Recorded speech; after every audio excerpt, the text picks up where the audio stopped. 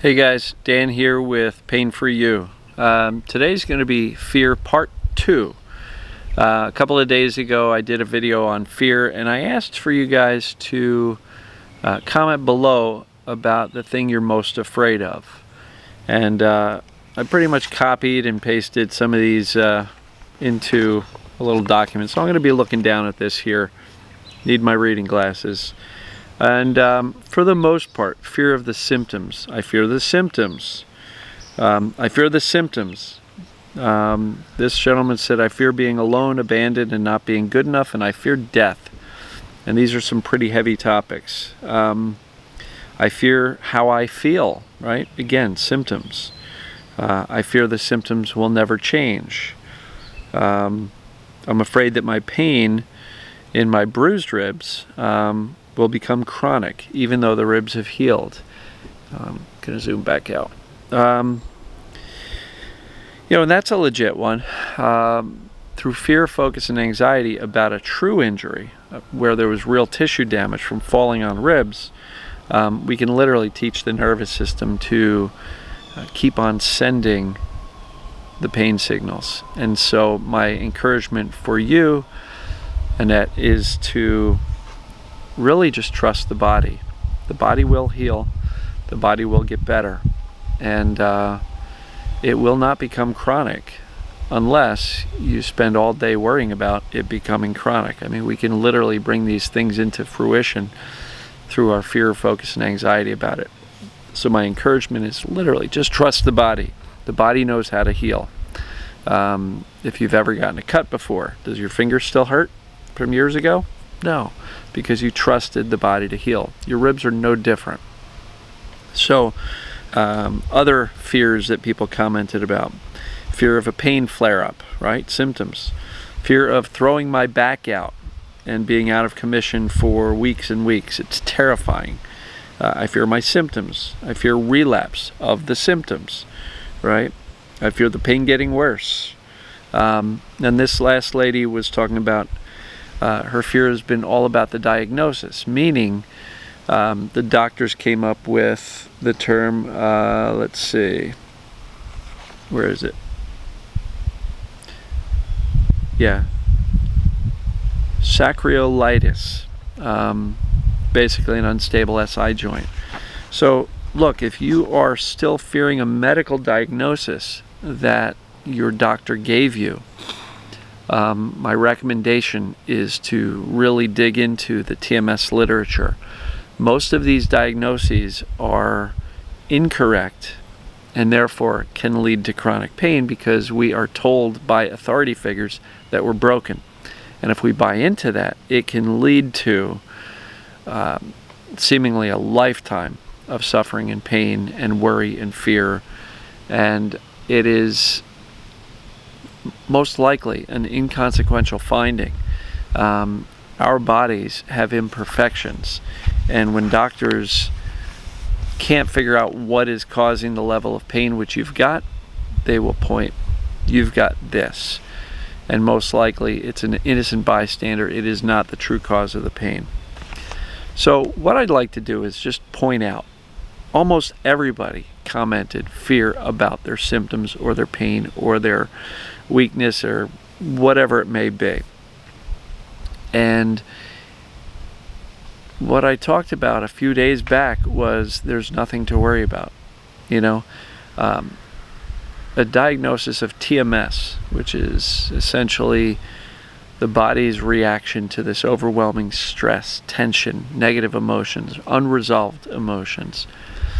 That type of a diagnosis is really the best thing that could ever happen to us. Because what it means is we're not broken. You're not broken. You may say, well, I'm broken emotionally, and that's what's causing this. Or maybe I'm bringing this upon myself because of my emotions. No, you didn't bring it upon yourself. Your brain is doing this based on the subconscious programs that are likely decades old that say your emotions are not cool, you can't handle them, so just avoid them at all costs.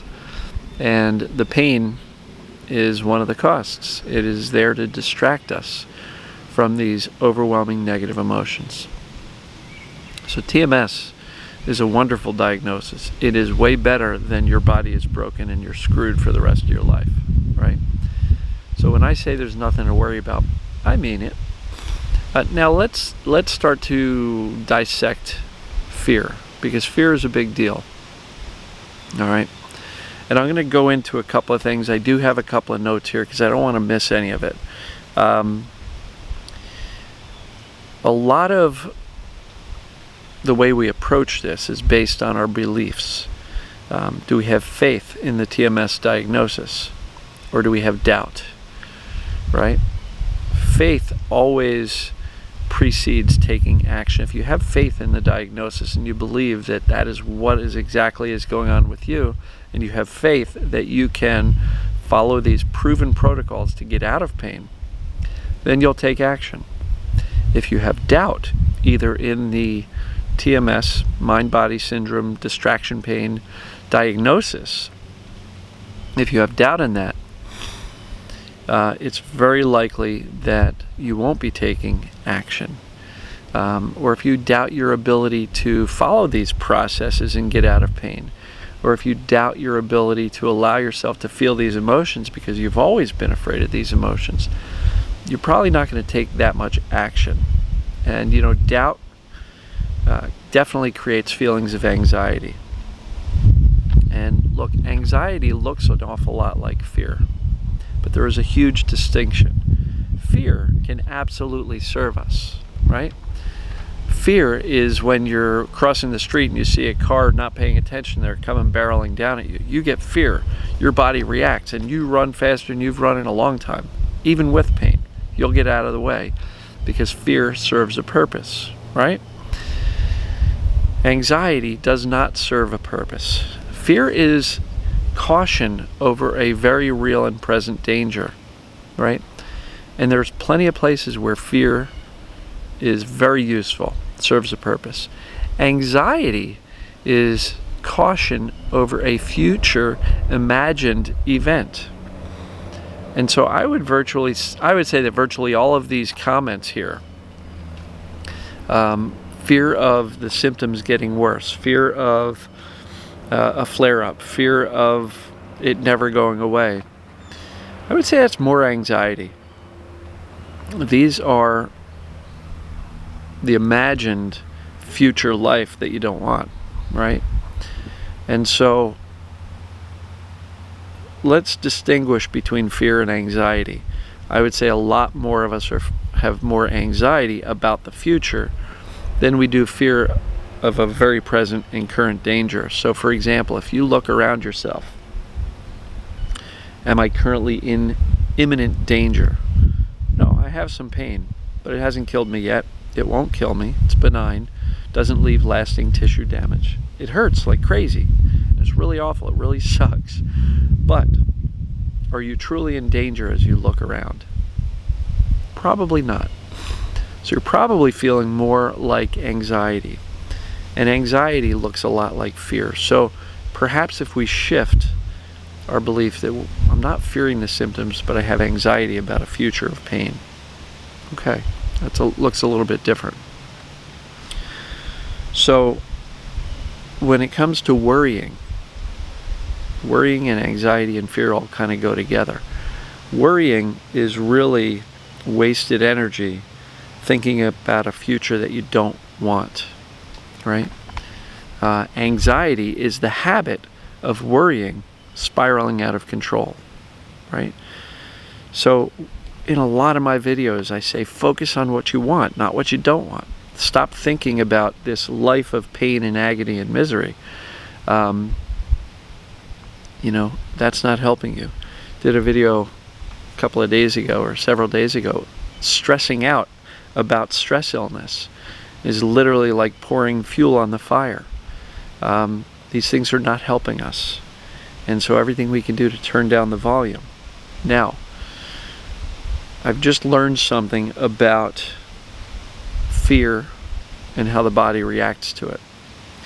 Fear and excitement are felt exactly the same in the body. So we have a physical state.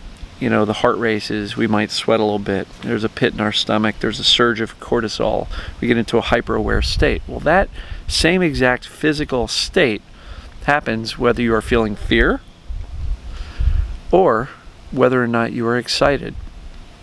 So one of the things that the experts teach as far as dealing with fear is to just reframe it, right? And instead of saying, I'm afraid, say, I am excited, right? I'm afraid of pain. I'm afraid of a lifetime of pain. I'm afraid of a flare-up. All right, shift. We have that physical sensation in our body, right? That increased heart rate, the cortisol, the maybe sweaty armpits or a hyper-aware state. But if you tell yourself, calm down, calm down, calm down, your physical state is still there. But we can actually trick our brain by saying, I'm excited. I'm excited. Some of the examples were about taking a flight or going on a roller coaster. I'm afraid. If you say, I'm excited instead, the brain quickly latches onto that because excited feels the same way in the body as it does fear. So how does that apply to pain? You're probably going, how can I possibly be excited about pain? What I'm encouraging you to do is reframe your fear as, I'm excited about the opportunity to apply what I'm learning. I'm excited about the opportunity to eliminate this pain. I'm excited about the opportunity that I am truly not broken and that I can get rid of this pain. That feeling of excitement is the same as the feeling of fear physically, right? We feel our emotions physically. So trying to ignore the fear will make it worse. Even just trying to think positively, like I'm okay, I'm okay, I'm okay, I'm okay, and ignoring the fear might not help, may make it worse. So if you can reframe your fear as excitement, see how that goes for you. I'd love for you to comment below as to whether or not you tried that. The next time you feel like you're overly fearful, just reframe it. Say, I'm excited. I'm excited about, and then the possibility, I'm excited about my future life. I'm excited about all the things I'm learning. I'm excited about being able to feel my emotions and stop running from them, right? So it's a shift, and I would encourage you to start looking at that shift as something to do that will help take that feeling in your body, that physical sensation of fear, and just kind of reframe it as excitement. I'm feeling excited. Stories. I talk about story mode a lot, right? We can tell ourselves stories about all the awful stuff that's happened to us in the past, and staying in those stories and repeating those stories can reactivate those emotional charges. Stories also are things that we can project out in the future. What are you telling yourself? What story are you telling yourself about your future? Are you telling yourself a story about Dan's messed up life with horrible pain? Or are you telling yourself a story of overcoming adversity and victory and regaining your physical life and being able to move forward physically like you used to, right? What stories are you telling yourself? And it's time to really create a better story about your future, because if all you're doing is watching that movie in your head of your horrible life, that's your story that you've got written for your future life. And I would encourage you to literally take out a pen and paper and write down your new story. Literally, write it out in excruciating detail, the story of your future that ends up the way you want it to be. And every day read it. When you wake up in the morning, if your brain gets filled with, oh no, how's this day going to go? Read your story, the good one. Don't allow these negative stories to take over and control your life, right? So, faith. What is your faith in the diagnosis? What is your faith in TMS in general? Does TMS make sense to you? Does it work for you and your situation? If you have faith in that, that gives you the power to take action. And if you have doubt or anxiety, it'll kind of lead to paralysis, right? You may not take as much action. And if you are the type who is reading, but not really doing any daily practice, it's probably because you've got some doubt there.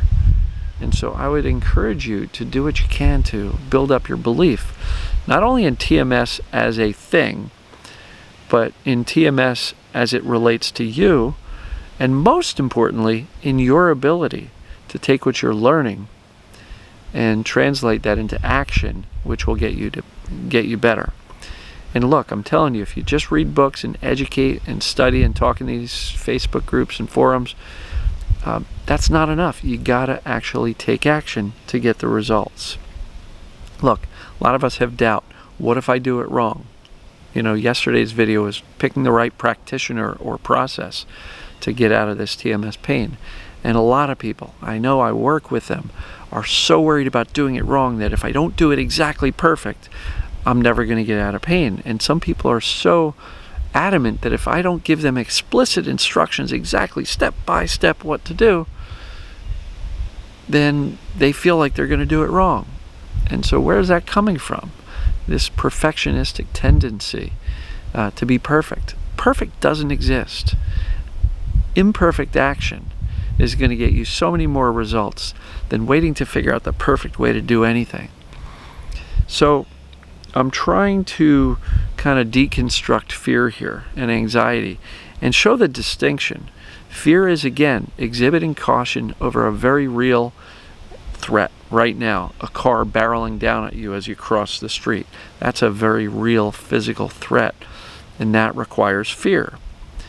Anxiety is exerting caution over an imagined future event. So I'd venture to say that most of us, and myself included, I had a lot of anxiety about this fear.